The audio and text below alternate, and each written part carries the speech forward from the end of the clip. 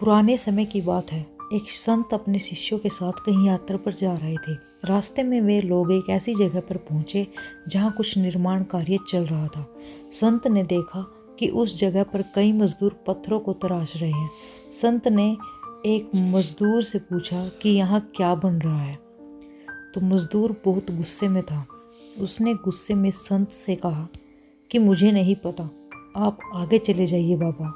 संत बिना बोले कुछ आगे निकल जाते हैं। अब आगे जाकर संत दूसरे मजदूर से पूछते हैं कि यहाँ पर क्या बन रहा है। दूसरे मजदूर ने संत से कहा कि मुझे क्या मतलब, यहाँ पर कुछ भी बने, मैं तो यहाँ पर सिर्फ मजदूरी का काम कर रहा हूँ। मुझे दिन भर काम करने के बाद शाम को पैसे मिल जाते हैं, इतना ही काफ़ी है मेरे लिए। दूसरे मजदूर की बात सुनकर संत वहाँ से आगे निकल जाते हैं। अब संत तीसरे मजदूर के पास पहुँचे और उन्होंने इस तीसरे मजदूर से भी वही प्रश्न पूछा कि यहाँ पर क्या बन रहा है। तीसरे मजदूर ने संत से कहा कि बाबा जी, यहाँ पर मंदिर बन रहा है। हमारे गांव में मंदिर नहीं था, अब हमें पूजा करने के लिए दूसरे गांव नहीं जाना पड़ेगा। संत ने उस तीसरे मजदूर से पूछा कि क्या तुम्हें इस काम में खुशी मिलती है।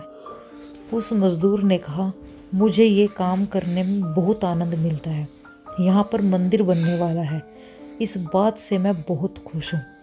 मैं जब भी काम करते करते हथौड़ी की आवाज़ सुनता हूँ तो मुझे उसमें संगीत सुनाई देता है। इस तीसरे मजदूर की बात सुनकर संत ने अपने शिष्यों से कहा कि यही वास्तव में सुखी जीवन का सूत्र है।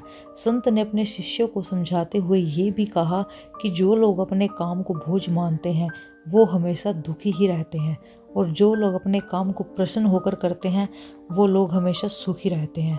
हमें अपना काम शांति के साथ प्रसन्न होकर ही करना चाहिए।